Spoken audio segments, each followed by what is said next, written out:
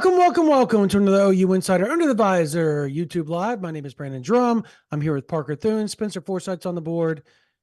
And we're going to talk about, first we're going to give it up to the women here in just a minute. And they're back-to-back Big 12 champs, regular season champs, I might add. Secondly, we're going to talk about recruiting. Parker and I have been on the road, seeing some players 7-on-7. We've been to some schools. We'll discuss that, more 7-on-7 events this weekend for us. And then we will talk about hoops. We will talk about spring position battles, all that and more right here on this. And we're going to answer your questions on this version of the OU Insider Under the Visor YouTube Live. But first, Parker, take it away. We got to pay some bills. That we do. Quick word from our sponsor before we go any further. This episode of OU Insider Live is brought to you, folks, by Joy Mode. Guys, Joy Mode makes all natural and science-backed supplements dedicated to helping men perform better across their core functions. Now, it is an alternative to the blue pill, but its worth doesn't start and stop there. It also supports cardiovascular health, athletic performance, and healthy blood pressure. It comes in a palm-sized packet, just like a pre-workout mix or an electrolyte drink mix. Super easy to use. All you have to do is mix it into 6 or 8 ounces of water. Wait 45 minutes and watch the magic unfold. Now, here's what really brings it home. All ingredients have been assessed in peer-reviewed journals, and all ingredients have been studied and researched in humans, not animals.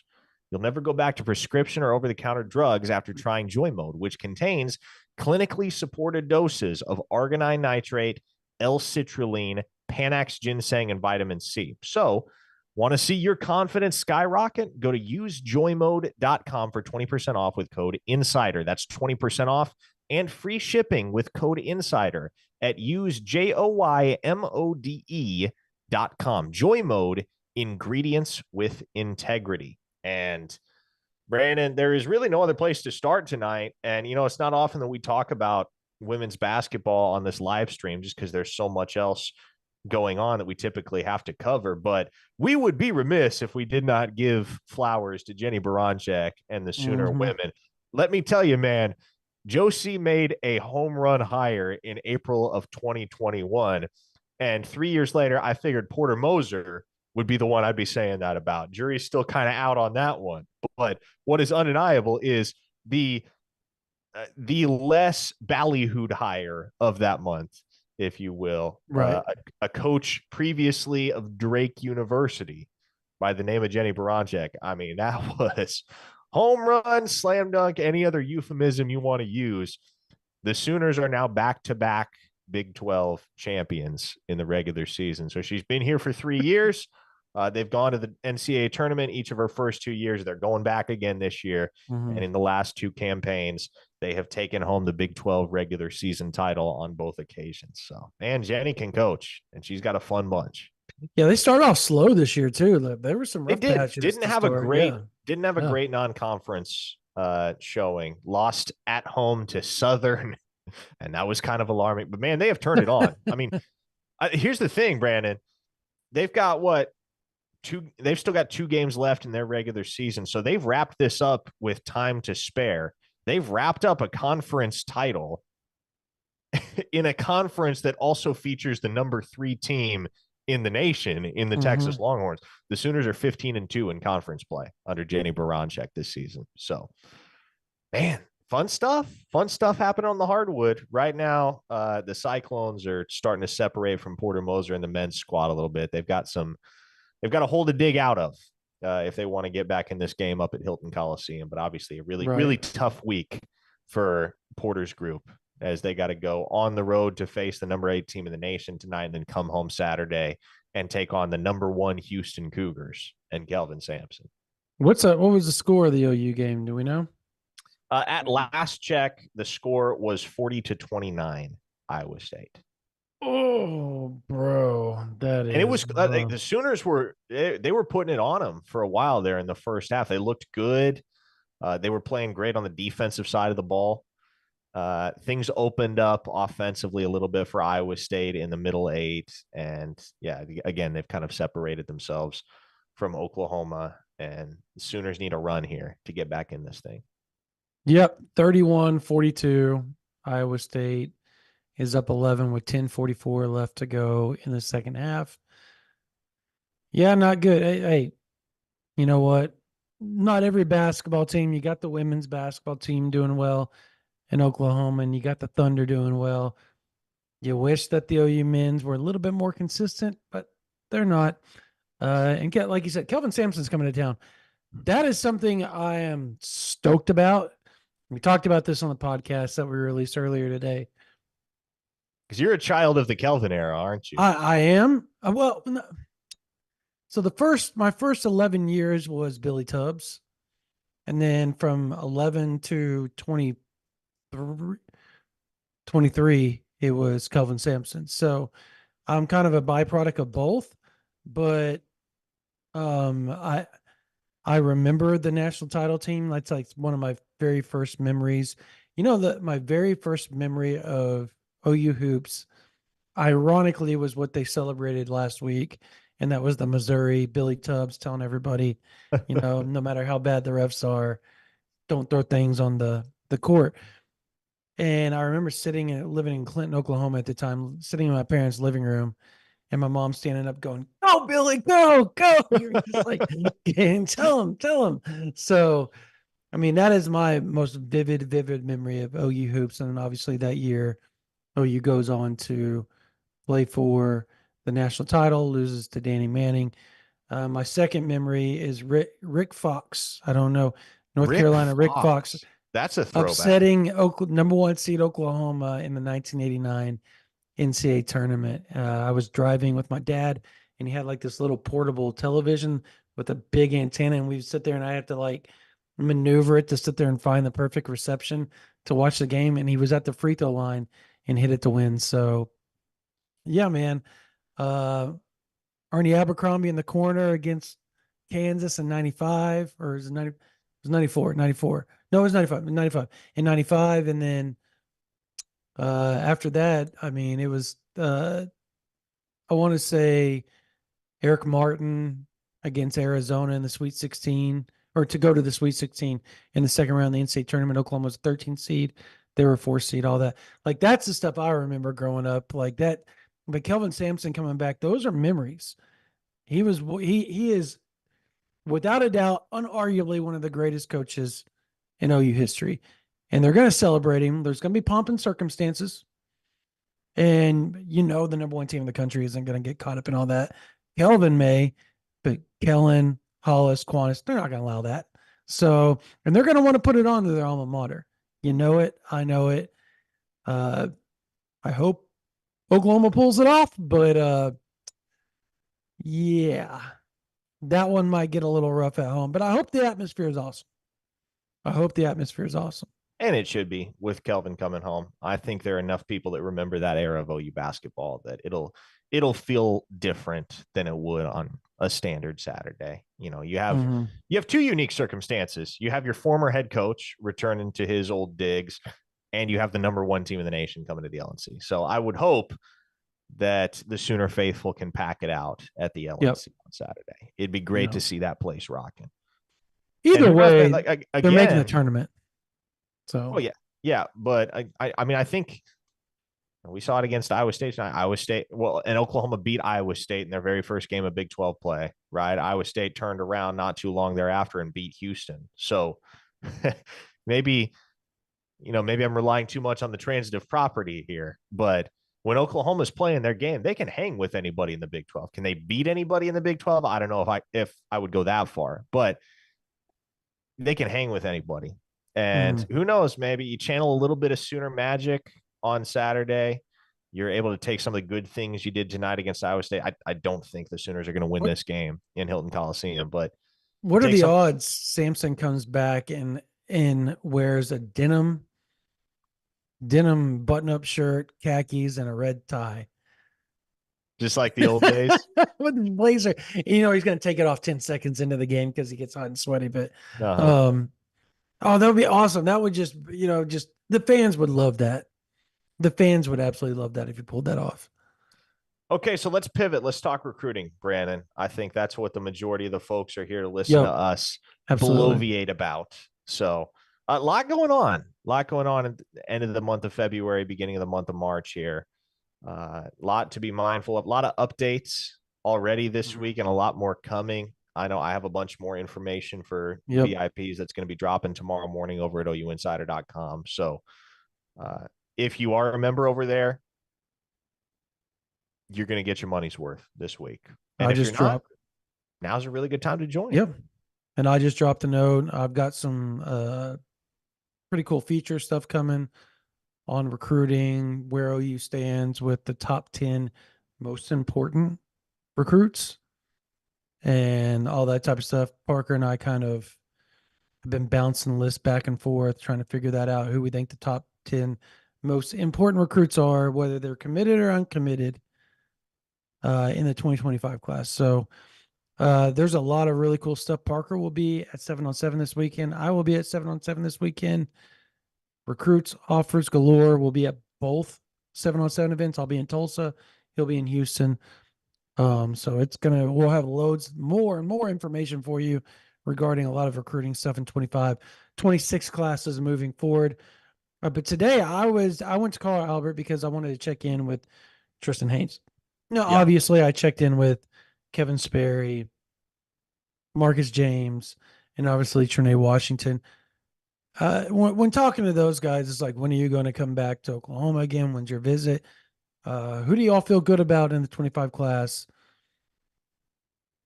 Pretty interesting stuff being told. A lot of it you can't really, you know, permeate publicly, but pretty interesting stuff being told.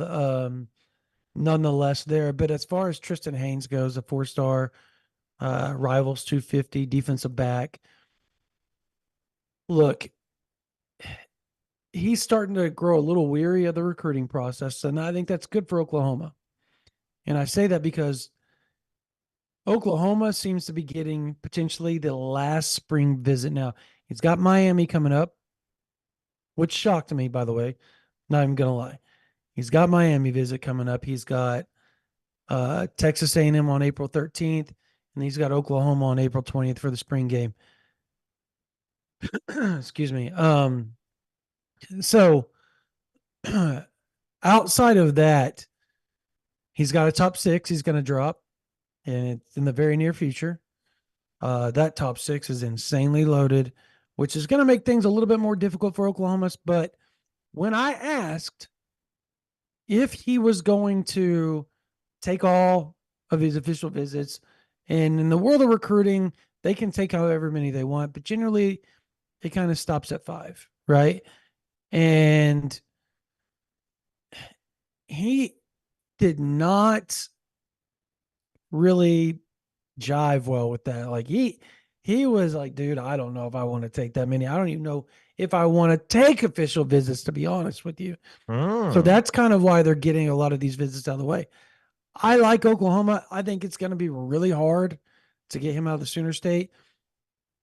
That said, if on National Signing Day I saw him signing with Notre Dame or Alabama or Georgia or Miami or whatever, would that shock me? No, because he's been the wild card out of all of the Carl Albert guys. Yeah. He's been the wild card the whole time. But the staff at Carl Albert is very pro OU. They're very close to the OU staff. His teammates are all going, and former teammates are all at Oklahoma. There's a chance that there could be some PWOs on this Carl Albert team from the 2025 class, as well as the season rolls along. And as we get, closer to the season and a little bit through the season, I'll start to talk about that a little bit, but I don't want to get, the cart before the horses a little bit and overspeak and it not happen. So I'll stop right there with that. But with all that said, I I was asked this the other day on our board. Do you think Nate Roberts will leave the state more, or Tristan Haynes? Because both those guys seem to, and I was like, Nate Roberts would be the one I would pick between the two. And I know that, like I said, Tristan Haynes has been the wild card of the Carl Albert guys, but 4 of his best friends are going to the University of Oklahoma. What are the odds that he just lone wolfs it somewhere else? I find that hard to believe. Yeah. I mean, There's precedent, and There that's is, why, yeah. but it's few and far between. Well, Zadavian Sims last year certainly comes to mind. And But he didn't have teammates that he's around every day. yeah, but a lot of those C4 guys, there was a pretty Yeah, strong yeah.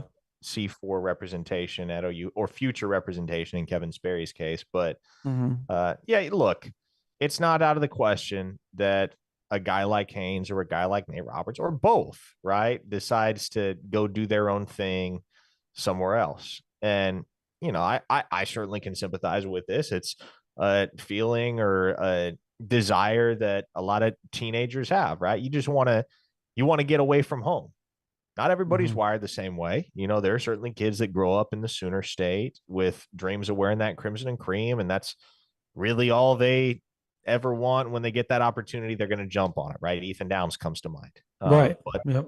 yeah, but not everybody is wired that way. And, it does kind of rub me the wrong way when you do get one of those kids in the Sooner State that does kind of have that wanderlust tendency. And immediately you get what happens is when he starts to trend elsewhere, you get fans jumping on his primary recruiter, his positional coach. Well, he's dropping the ball here. How could he not get an Oklahoma kid to OU? Well, you know what? Sometimes, like, you can lead a horse to water, you can't make him drink, right? Yeah. And that's what recruiting is. You are leading the Mm-hmm. horses to water, and Yeah. some of them will drink, some of them won't. And to be honest, like as far as cornerback goes, I think if the three corners aren't, Malik Hawkins, um, Kobe Tristan Sellers. Haynes, and Kobe Sellers. Kobe, yeah, Kobe Sellers, yeah, I would be unbelievably shocked. Yeah, I mean those are easily the three highest percentage guys right now. Easily. Yeah, no doubt. Whoa, this is big, What's that? and the fact that I'm telling you Oh this, yeah, did you get the same text I got just now? Jamar Mosley stepping down from Lee Summit. Now we got to Yep. confirm that, but it's from Missouri Scoop. I don't know that to pursue, and I quote, to pursue other opportunities to be announced. Do you want to confirm that, Parker, while we're live I am on? working on it as we speak. Okay, cool. And let me just say this: if that is indeed true, I think I know what the other opportunity is. And It's either Oregon or Missouri. yeah, let's just say I or could it be OU's recruiting director? I doubt it. You don't think so? I mean, Yeah, there's a position open. I guess there is, but no, I have a good sense. And there's been some stuff that I've been told, and this dates back a few months, about Do you think he that said it in Missouri?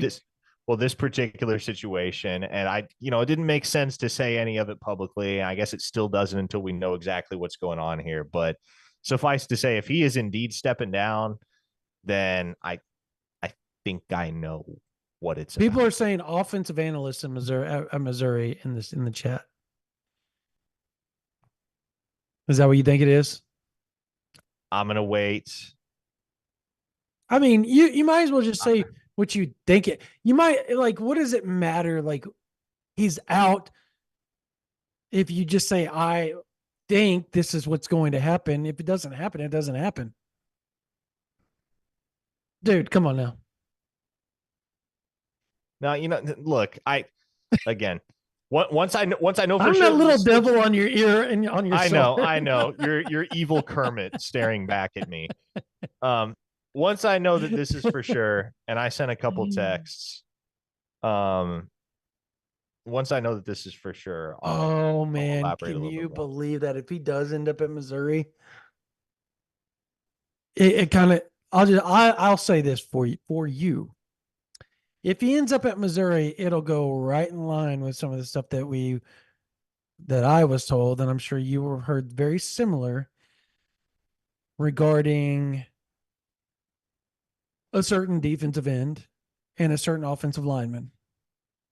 I, So I'll leave it at that, yeah, and we'll talk about something different because this is not going to get us anywhere. And we're talking about Jamar Mosley if people don't know who we're talking about. So that is what it is. You know, I was kind of hoping that it was like he was going to Oklahoma to be the new recruiting director or something to that extent. But in my heart of hearts, my gut says it's going to be what we've been told for a while. So, anywho, um, wow, how about that for a live piece of information breaking pertaining to the University of Oklahoma in past recruiting? Does Okay, how about this? I have to ask this because you cover this. In that world, does OU worry about a defensive tackle commit? yes, very much so, actually. And you know what? Hadn't thought about that till now. There were a lot of thoughts racing through my head. That was not one of them. But yeah, yeah. At that point, you worry.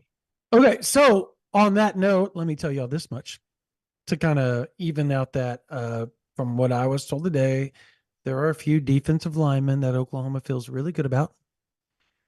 So if things keep trending in the right direction, Oklahoma, I don't want to say they'll step up because I think the kid's a really good player.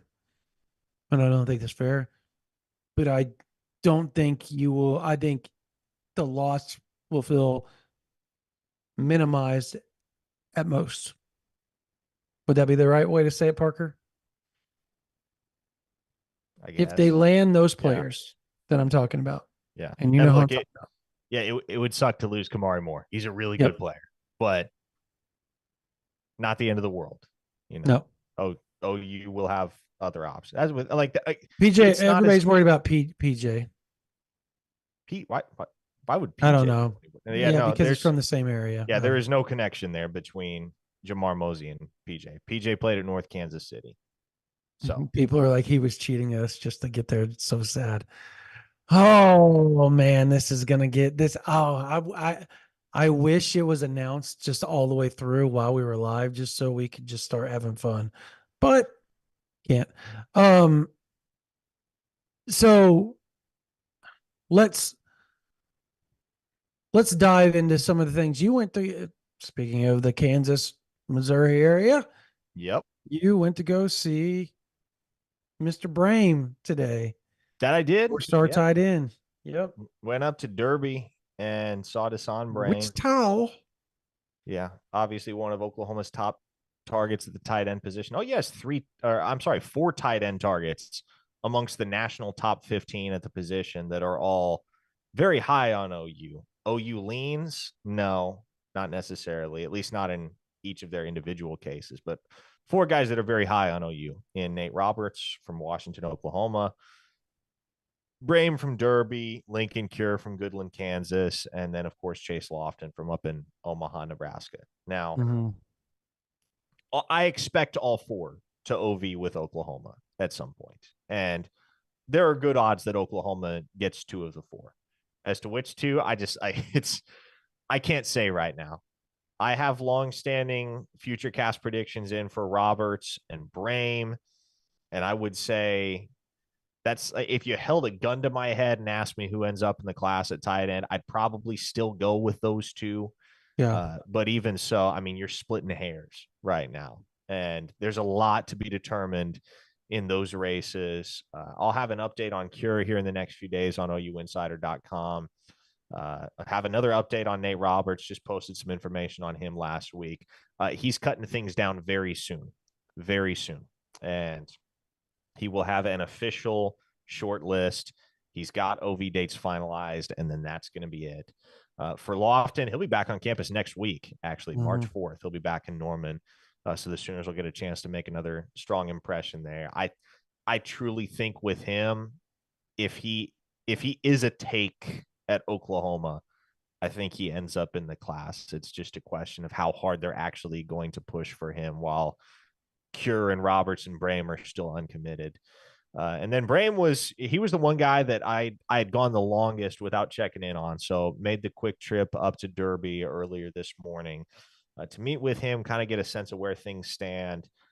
And I will post the comprehensive evaluation of where things stand in his recruitment, details from our conversation, some insight on future visits, and kind of what his plans are as far as a timeline. But right now, Oregon is and has kind of been the favorite for a few weeks now. They've been the team that has surged to the front. That said, Oklahoma remains the team that is best positioned to challenge the Ducks here in the long. And to be honest with you, I think it comes down to those two schools. I think it comes down to OU and Oregon for Brand. He likes Tennessee, likes a few others, has several other visits planned, but I believe it's going to come down to OU and Oregon. I could see that. I guess the big question for me kind of remains, and you touched on it. Does Oklahoma take Lofton? Do they make a strong enough play for Lincoln Cure? Can Oklahoma hold off Ohio State for Nate Roberts? And can they outlast Oregon for Brame? I think the good news is that I think, and you said this, I think Oklahoma goes 2 for 4 regardless. Would you agree with that? They better go 2 for 4 because Yeah. I don't think you want to be looking for backup plans at tight end come August, September.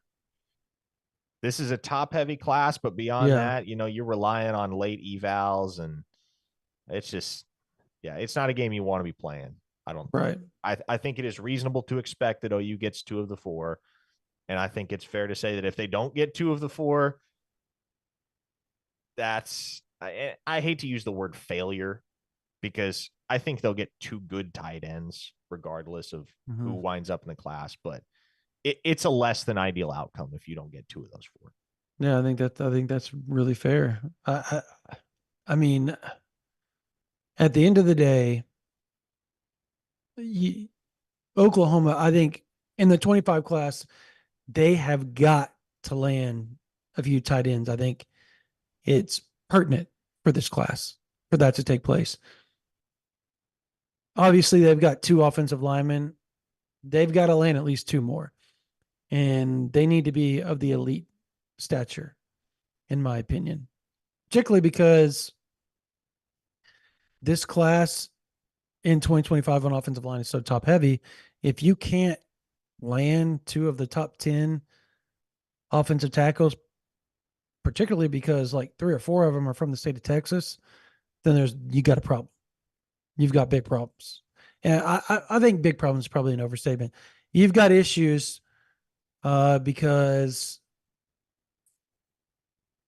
you don't want to have to keep digging in the transfer portal over and over and over and over. I just don't think that's ideal. And then on the flip side of things, let's say Kamari Moore dips out and follows Jamar Mosley wherever he may go. Now, here's an interesting Missouri. thing. This just came across my Twitter timeline, and this is a surprise. This is not what I expected, and I'm glad it's not what I expected. Preps KC, which appears to be a pretty credible high school football account in the Kansas City area. Preps KC reported that Jamar Mosley is stepping down to take a job at, you want to take a guess where? You won't get this right. Is it at high school? Is it high school? The University of Central Florida. What the what? Yeah. So all the negative things in the chat, everybody's probably going delete, delete, delete, delete, delete, delete, delete. He's He's an all right alum. Interesting. I mean, that is so out of left just because like Yeah, I'm really. wondering where is the tie there? Is there one? Uh, okay, let's dive in here. Okay. Who was just hired at UCF that I'm thinking here? Lee Davis and Ted Roof from the OU side. And then they hired Jarris McIntyre, who is obviously Lewis Carter and Eddie Pierre Louis' former high school coach. So they've bolstered their personnel and recruiting department big time. But still, like I don't know. Maybe I'll find out. I'll certainly find out. But offhand, I don't know what the connection there is or what he might be doing there. I mean, if he's an offensive analyst, I think his relationship maybe with Lee Davis and Ted Roof may have paid off. Trying to get in. If you're playing in the Big 12, it's pretty smart to get somebody that has connections in that Kansas City, Missouri area because it's loaded with talent. Why not? Come play down here in Central Florida. We'll give you some good NIL. And by the way, one of your own's down here as an analyst and can take care of you.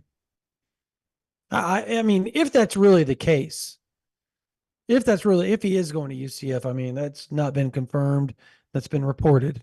I think we need to make that clear to everybody. But if they're credible and they know what they're talking about, that's rather interesting. Yeah. And I will confirm this independently. I'll get to the bottom of it. But that if that is indeed the case, hey, I'm glad it's UCF because some of the stuff I'd heard, which initially that report seemed to confirm, I did not want to believe because it was a little shady to say And the it's very not. It least. doesn't sound like it. It. I guess we can say that, right? It doesn't. It never felt like he was like that, right? Correct. But the wool's been pulled over my eyes before, so recruiting's a wild, wild, wild deal. Oh yeah, I mean some of the stuff that was getting said, certainly behind closed doors, but also out in the public about Coach Mosey when the Caden Green fiasco all went down. There was a lot of vitriol there. There was a lot of hatred. And And rightfully so. yeah, I mean and look, it's a natural fan reaction, right? Kid burns you like that. Anybody in his camp, anybody associated with him, you're just willing to completely toss him to the curb. Even Kamari Moore, there were people saying, "Oh, don't even bother with Kamari Moore. Just find a different dude to take a defensive tackle. You don't need to mess with anybody at least Summit North anymore." Now, obviously, um, Oh, by the way, real quick, 44-58 with 44 seconds left. yeah, ugly game. Ugly Ugh. game. Okay, anyways, go ahead. Real ugly offensive game for Oklahoma. I've been watching it here and there. The shots just aren't falling tonight. They're just not falling. And Hilton Coliseum definitely came into play down the Yep. stretch. The crowd got into the game, and that was kind of the clincher. But yeah, look, obviously Todd Bates didn't think that way, which is good. Trusted his eval on Kamari Moore and trusted the relationship that he had built with the kid. Mm-hmm. And Kamari stayed committed and has stayed committed to Oklahoma throughout the whole process. And I think what my mind doesn't change on with the news that Jamar is supposedly going to UCF as opposed to anywhere else. It doesn't change my mind on the fact that you're going to have to monitor Kamari more because Mosey is a guy that is very tight with all of his players, and where he goes, there's going to be a desire for, at least to some extent, there's going to be a desire to follow him. There's going to be a desire to continue playing for him. Now, I don't think Kamari Moore flips, at least not for a spot like UCF. But I would be lying if I said I was 100% convinced of that.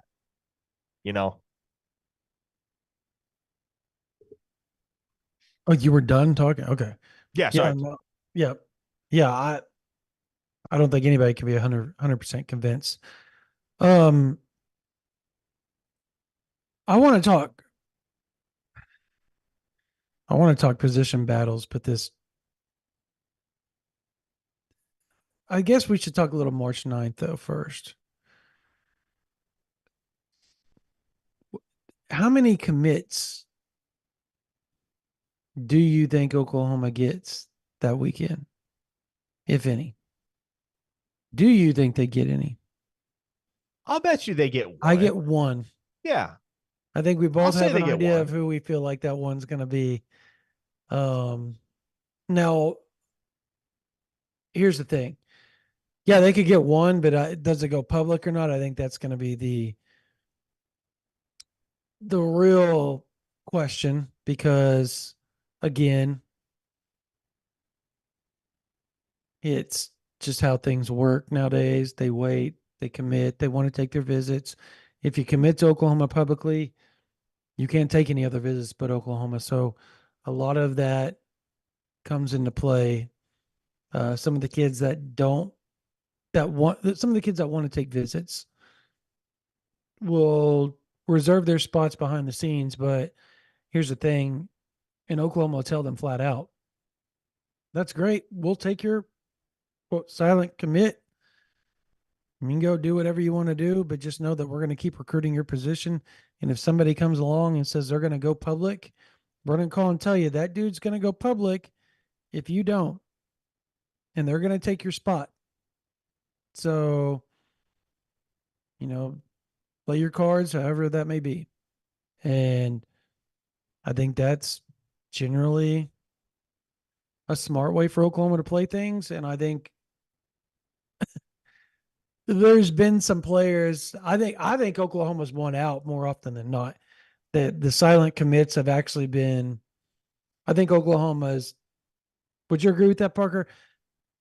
Over the past few years, the silent commits, the guys that Oklahoma's missed out on silently, Oklahoma's actually got guys that are, I think, better players to go public, committed, and take their spot over the past 2 years. You understand what I'm I saying? well, I do. I'm struggling to come up with examples. Maybe my brain is simply short circuiting. Um, hmm.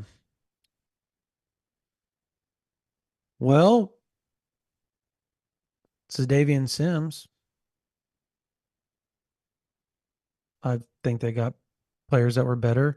He's Yep. silenced. He told That Oklahoma he tracks. was going. Yep. Yep, he did. So, I mean, there's one right off the bat. Um, Trying to think who else here that silenced. I had to go back and look through some of the offers, but that was the one I was kind of using as an example when I was going to say it. When I was saying it. Uh, so, I mean, at the end of the day, I think it's at Oklahoma's advantage more often than not. All right. How many visitors do you think Oklahoma's going to get for that March 9th? I'm trying to. I can sit here and count. It's I've going to got be a over. list. Yeah, I it's got going a to be really good over. list going. It's going to be over 50, well over 50. I have so 1, 2, okay, 3, 4, 5, I 6, mean, 7, 8. it's a massive number of kids that have publicly announced their visits, and obviously Yeah, the I got like 17 or no, I got 18 already. So and yeah, I it's gonna be send more me than that. send me your list because I bet you there are many more that we have not yet added. Yeah, probably. So, anyways, and we'll have that up here at the end of this week. By the way, we always post our list a week in advance. Try not to get too far ahead. Maybe tomorrow I may post it in the afternoon or evening, but more often than not, we try to wait because it just fluctuates so much. It just does. So, all right. What do you think the biggest position battles are going into the spring? The biggest position battles, I would Mm. say, are at wide receiver naturally. It's because there's a lot of talent and a lot of competition to be had there. I think I know who the three starters are going to be, Mm-hmm. but Me too. it's not going to be handed to anybody by any means. I mean, I like Nick Anderson, Andrell Anthony, and Deion Burks. I think those are the three. I I I think the biggest position battle is going to be. I want to say offensive line, but I don't think it's going to be really much of a battle. I think we know who the five guys. Okay, let me put you. We know who the five as the roster stands right now. We know who the five guys are. Now, if Oklahoma adds who I feel like they're going to add in the spring, with the rumors that are out there behind the scenes, then I think it changes. That said, to me, I think the Will Backer spot's kind of the biggest position battle because you've got, yeah, Oklahoma's going to have three linebackers, right? You're going to have Will, Sam, Mike, right? They're going to 4-2-5 a lot, so that Will's going to play more than Sam generally, unless they bump that Sam out to play Cheetah. If there's certain personnel, they feel like they can do a 3-3-5 and make it work. But they're going to be multiple like they've always been. But I think you're going to see OU be more comfortable in the three-man front because they finally have the personnel to do it, particularly on the defensive line, to pull that off. And so I think the other two backers outside of Stutzman is where the big battle is going to be. Do you not agree with that? I mean, you've got the potential of Deshaun McCullough moving in. You've got the potential, obviously, of Kip Lewis, trying to fend off. I don't know. I mean, Lewis Carter. You got the fact that Omosigo has kind of slid into linebacker as well, and I think Cheetah's another spot. But I was told yesterday that the people around Norman expect Kendall Dolby to be that dude at Cheetah. They think he is going to be a flat stud this year. But he was a flat stud last He year. was, People but talk about it like they think that he's going to take that because they always talk about the junior college and how it takes a little bit for them to get used to the speed, just the information and the processing of everything. And then it's always that second year. Well, he kind of fast tracked it, right? About halfway through the season, Kendall Dolby became that guy for you at Cheetah. Well, they think he is that guy. Obviously, they're going to have other players there. You've got Reggie Powers looking to play there some. Um, Trying to think if they can get Justin Harrington back, which we expect to happen. It just hasn't happened, as we've been talking about for weeks on OU Insider. They're still waiting, and Venables came out on another podcast and confirmed that. So, um, I I just think linebacker position. I think you look really good at that Mike backer, right? Because you're gonna have Stutzman and McKenzie, right? And Kobe McKenzie, who has now, I think he's around 230, maybe. I want to say somebody told me he was below 230 and he hadn't been in forever. And if that's really the case, that's unbelievable. If he's like, oh, he's below 235, excuse me, is what I was told. And that's the first time he's been below 235 in years. So if that's the case and he's moving and can still have the power, I I think he's the most natural backer out of everybody. You know what I mean? Like the most natural inside backer. So I love the linebacker spot. I just think it's deep. I think the competition is going to be brutal there as well. Brutal. yeah, I think it's You going to be don't? intriguing. Say what now? You don't think linebacker will be a brutal competition outside of Stutzman? No, I didn't say that. Okay. I think there will be. I think there's going to have to be a ton of competition there because snaps are going to be at a premium, man. Especially if you get a lot of Dolby at Cheetah, right? Who gets the lion's share of the snaps next to Stutzman? Is it Jaron Kanik? Is it Omosigo? Is it Lewis Carter? Is it Kip Lewis? Is it Kobe It could be a zillion different guys. Mm-hmm. There's so much talent and so much depth in that group. And I think that's an encouraging thing, right? Like I I think there are worse things than to have an embarrassment of riches at what has traditionally been Brent Venables' strongest position group. Mm-hmm. Uh, I I am super interested to see how things shake out at defensive tackle, given Oh the yeah. news today that Jacob Lacey is medically retiring, which we had, there had been whispers and it was kind of understood Mhm. quietly that that was going on. But Brent Venables finally, he came out today and in that interview with Teddy and Gabe on the Oklahoma Breakdown, he publicly disclosed that, yeah, Jacob Lacey is probably medically retiring. Don't plan on having him for the 2024 Correct. season. And so that creates a vacancy. I mean, Isaiah Coe graduated, and certainly he was a big part of the rotation last year, but the guy that started 12 of the 13 games next to Dejon Terry at that defensive tackle position was Jacob Lacey. And so that creates a huge opening, a huge Mhm. window for a guy like David Stone or Jaden Jackson or Champ Sanders or Grayson Halton, right? One of these young guys who has yet to really make a splash at the collegiate level. There's an instant lane for them to cruise right through into a major share of the playing time at that position.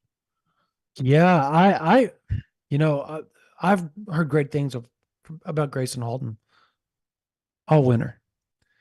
There's a lot of people that think he's going to take that. Just that he took a step last year, but they feel like he's got a real chance of being that dude. And natural, I think David Stone's going. I think your starters next year, if I let's say it's a 4-man front, I think your starters next year are going to be oh my gosh, Dejon Terry, probably David Stone, right? If I'm a betting man, that's probably going to be who I bet. I mean, yeah, I would have I maybe would have thrown down some Nose money on tackle, David Stone Stone is being D tackle. Say what? being the second starting D. I maybe would have bet on Stone being the second starting D tackle before today, but after today's news that Jacob Lacey is definitely not going to be he's not going to be in uniform for the Sooners this fall. Yeah, man, I think you almost have to consider David Stone the front runner to be that other Mhm. starting defensive tackle. And Yeah, that's no Grayson Halton disrespect to, could be that. Yeah, yeah, I think Grayson he's Halton challenging and for it. But yeah, Champ Sanders is a guy that has always approached everything from an elite yep, level as far Sanders. as mentality goes. Like he is a weight room warrior, and he's not as big as some of the other dudes in the room. He's only about 6'1", but he could be a hell raiser as well. And I mean, there'll be snaps to be had for all those guys.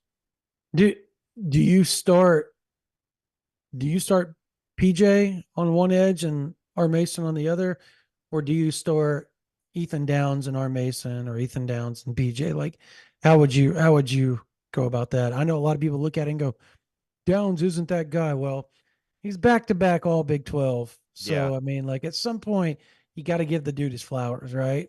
yeah. You I have to. mean, on the on one side, I think I'm splitting the reps between Downs and Caden Woolard with some. I think you lean in Yeah, I Downs' always direction forget just about because he's, Woolard. yeah. With Downs, given the fact that Downs is far more familiar with the defense or will be, Mm. I think especially early in the season, he probably gets the lion's share of those snaps. But Woolard is going to be a piece that Yeah. the Sooners use.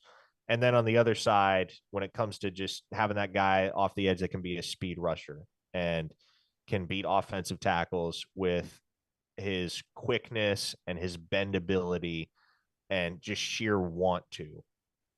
Think R. Mason and PJ, I mean, you can interchange them, right? Give them an equal share of the snaps. I think if they see an equal share of the snaps, both of those guys have the potential to rack up 7, 8 sacks and maybe verge on double digits next year.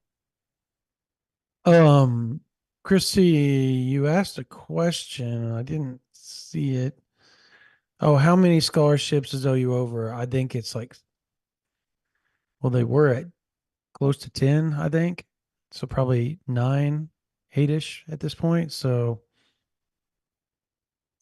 there's gonna be some processing, and then I still expect Oklahoma to look to add defensive tackle and offensive tackle after spring. So you gotta think that you could be looking at 8 to 10 more guys just kind of meandering out the door.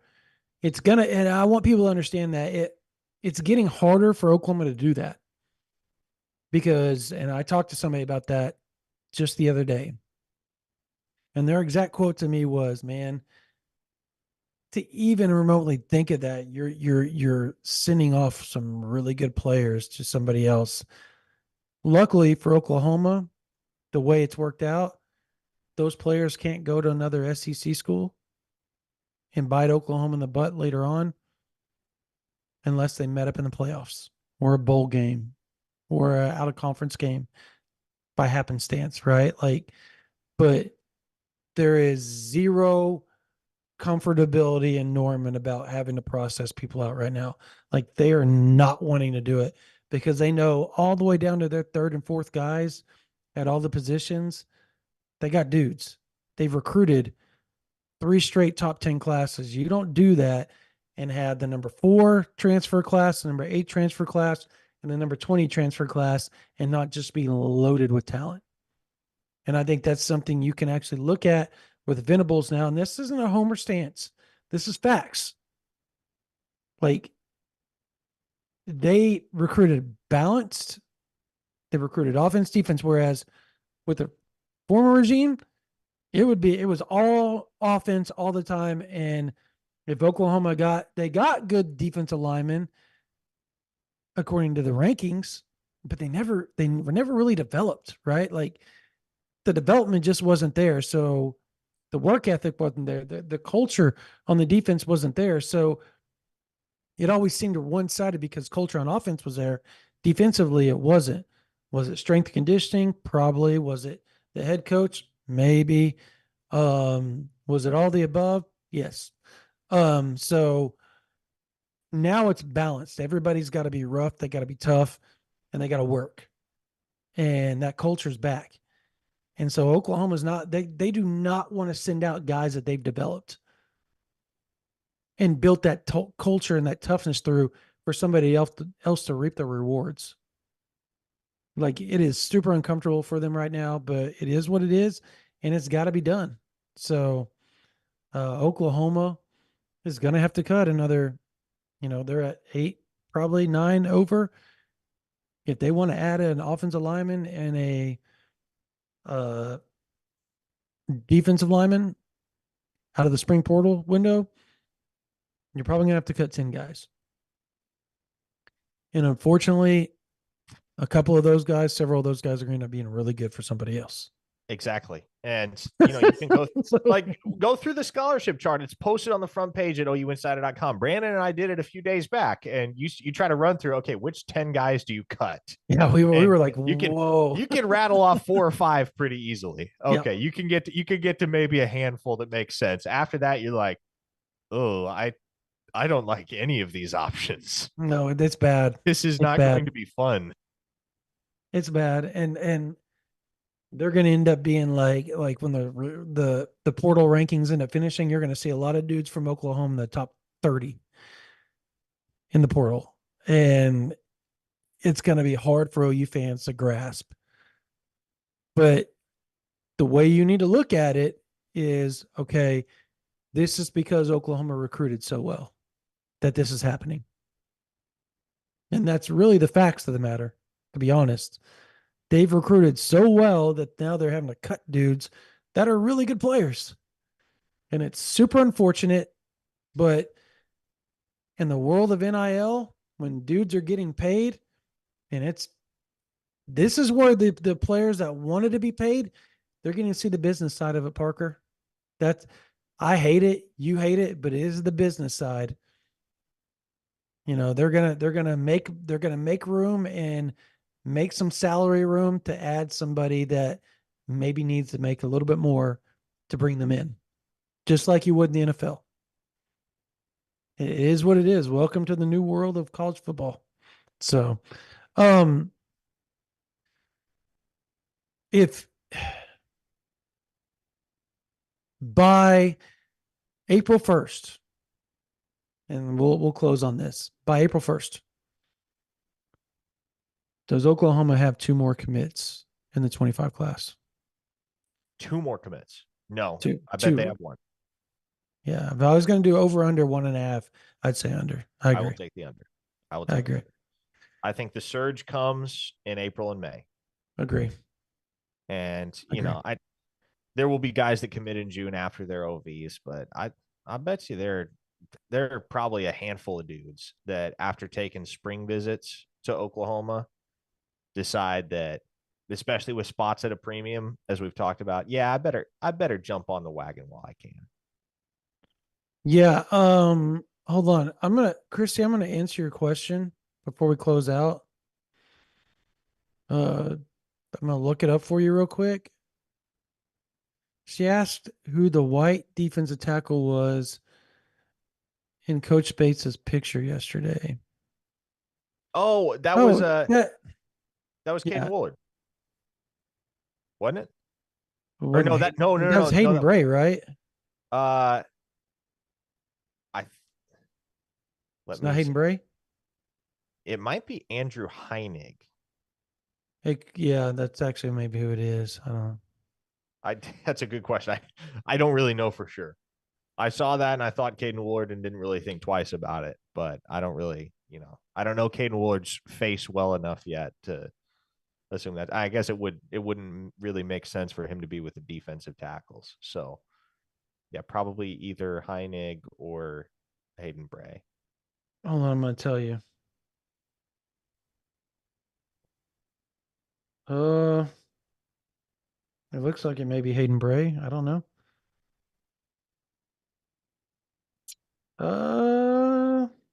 Yeah, I got it. Who was the other guy you said? Andrew Heinig, How you spell his last name? Heinig. It's Andrew Heineck. All right, there Okay. you go. Andrew Heineck it is. All right. There's your answer. All right. That's how we're going to close this one out. Nice. We solved the mystery of the white walk-on defensive tackle. That's the type of information you get at OU Insider. Gosh. I'm just kidding. Seriously, we've got a ton of information. Parker's posted a ton. I posted a note up today. I got some really cool feature stuff. 10 most important targets for Oklahoma in the 2025 class and where OU stands with them coming up as well over the next few days. Parker's got some notes coming tomorrow. I will have that up, I think, probably by Friday, plus some other stuff as well coming for you guys. We've got a big podcast coming for you guys tomorrow. Friday's when it's dropping. Drops Tomorrow's when we're Friday, but we're recording. recording Friday's it when it's dropping. tomorrow, and you're gonna love it. Some information is dropping as far as the collective goes. Yep. And that's about as much as I'm willing to dive into right now because we're going to record the podcast. We'll have it out there. That podcast will be out when the news breaks. That way It you'll will have all. feature Jason Belzer again, folks. Yes, it as will. we mentioned on Jason Belzer. the podcast yesterday. Jason Belzer is going to be a guest on this upcoming version of the OU Insider Under the Visor podcast Because they have some breaking news.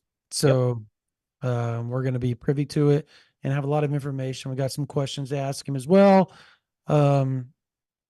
All that. Plus, if you want to be or stay on top of that, you need to subscribe to this YouTube channel right now. That way you get notification when we drop information, when we drop new videos, new content, whether it's about basketball, football, baseball, softball, recruiting.